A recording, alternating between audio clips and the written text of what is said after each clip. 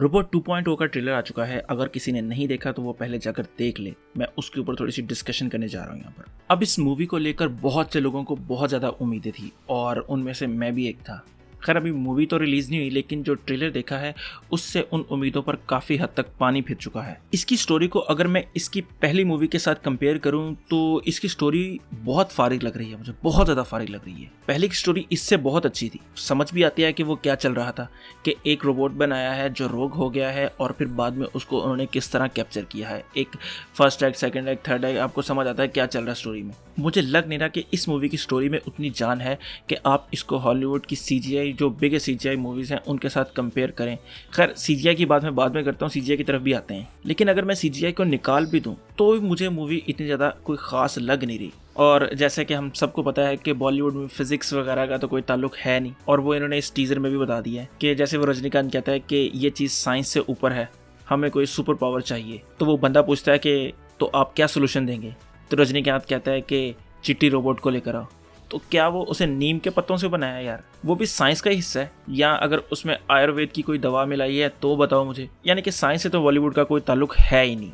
और CGI की भी अगर बात करें तो वो इतनी कोई डल किस्म की CGI डाली गई ना, मैं हैरान हुआ कि इतना ज़्यादा बजट रखने के बावजूद, यानी कि क्रिश 3 वाली वाइब्स आ रही थी कि क्रिश 3 में जिस तरह की CGI थी ना, उस तरह की CGI यहाँ पर लग रही थी। यार मैं आपको कोई लेटेस्ट मूवी की एग्जांपल नहीं देता, क्योंकि लेटेस्ट मूवी आप कहेंगे कि उसका बजट बहुत ज़्यादा होता है, वहाँ के लोग इतने माहिर हैं। मैं आपको बताता हूँ 1959 की मूवी है Ben-Hur। यार उसका एनवायरनमेंट इतना कुछ खूबसूरत बनाया है, और लास्ट के जो वो घोड़ों की रेस है, मैं कहता हूँ वो इतनी कमाल किस्म की है ना यार। और वो 1959 की मूवी है, आप यकीन नहीं कर सकते कि उस मूवी की CGI इस मूवी की CGI से बेहतर है। यानी कि हम इन 60 सालों में हम कुछ नहीं बना सके। फॉर एग्जांपल के वो आपने देखा होगा कि एक सीन है कि बंदा लेटा होता है और उसके आसपास एकदम से फ़ोन बजना शुरू होता है। जब वो उठ के देखता है तो उसके आसपास पूरे कमरे में फ़ोन ही फ़ोन भरे होते हैं। आप अगर उस सीन को गौर से देखें तो जब वो लेटा हुआ था अपनी खोली में, तो ऐसे लग रहा था कि आसपास अंधेरा है, कुछ भी नहीं है, यानी कि लग रहा था कि बहुत छोटा सा घर है। लेकिन एकदम से उठा तो सीन बिल्कुल ही चेंज हो चुका था।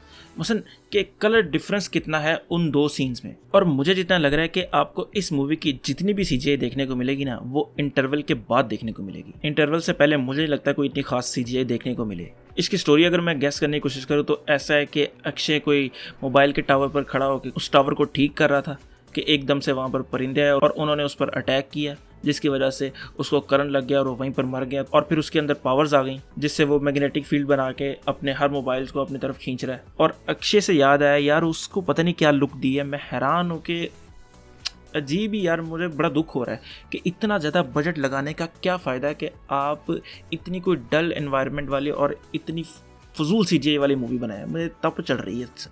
बार बार मैंने 3 दफ़ा 4 दफ़ा ट्रेलर देखा है और मुझे कोई ना अखीर किस्म का गुस्सा चढ़ रहा है। अब कुछ लोगों के ज़हन में ये भी होगा कि इंडिया में इतने अच्छे VFX वाले बंदे नहीं हैं, CGI वाले बंदे नहीं हैं, इसलिए हमारी CGI इतनी अच्छी नहीं है।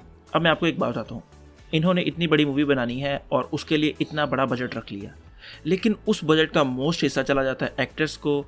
आपके पास डायरेक्टर ले लेते हैं इतना अच्छा पैसा, फिर उसके बाद आधे से ज़्यादा पैसा तो ये प्रमोशंस पर डाल देते हैं, और जो बाद में पैसे बचते हैं वो CGI वाले बंदे को मिलते हैं। यानी कि 500 रुपये दिहाड़ी पे उसे रखते हैं, उसे कहते हैं कि लो भाई करो, इसे बेहतर तरीके से बनाना है इसे। वो बेचारा क्या करे 500 में। मतलब मुझे ऐसा लगता है कि वो लोग CGI वाले बंदों को उतना पे नहीं करना चाहते। जो अच्छे लोग हैं वो ज़्यादा पैसा लेते हैं, जो ज़्यादा पैसे लेते हैं तो वो कम पैसों पर क्यों काम करेंगे। आपने अगर अच्छी मूवी बनानी है तो आपको अच्छे CGI वाले बंदे तो लाजमी लाने पड़ेंगे। यार मेरे ख्याल से कलर करेक्शन तो है वो इतना बड़ा इशू नहीं है। ये तो आप आजकल किसी भी फोटोग्राफर वगैरह से पूछेंगे वो आपको कलर करेक्शन बता देगा। मैं तो चलो खैर इतना नहीं हूँ, मैं तो आम आदमी हूँ, मुझे खुद देखने से पता चल रहा है। जो फोटोग्राफर है और जहाँ कोई अच्छा बंदा है उसको देखने से नहीं पता चल रहा होगा कि कितना डल इन्वायरमेंट आसपास बना हुआ है। तो ओवरऑल मैं तो काफ़ी डिसअपॉइंट हुआ, क्योंकि इतना बड़ा बजट रखने के बाद, यानी कि 550 करोड़ तकरीबन 70-75 मिलियन बन जाते हैं डॉलर में, उतना बजट रखने के बावजूद ये इस तरह की मूवी बनाएंगे तो बड़े दुख की बात है। और मैं इस वीडियो में ये कोशिश नहीं कर रहा कि बॉलीवुड को हेट करने की कोशिश कर रहा हूँ। यार अक्षय कुमार जो है वो मेरा फेवरेट एक्टर है और मैं चाहता हूँ कि मैं देखूँ कि वो अच्छी मूवी बनाए, लेकिन फिर इस तरह की चीज़ें सामने आती हैं, फिर दुख होता है। खैर आप लोगों को ये ट्रेलर कैसा लगा आप मुझे वो कमेंट करके लाजमी बताएं। तो अगर आपको ये वीडियो पसंद आई हो तो लाइक करें, कमेंट करें और सब्सक्राइब ज़रूर करें। तो खुश रहें, खुश रखें। अल्लाह हाफिज़।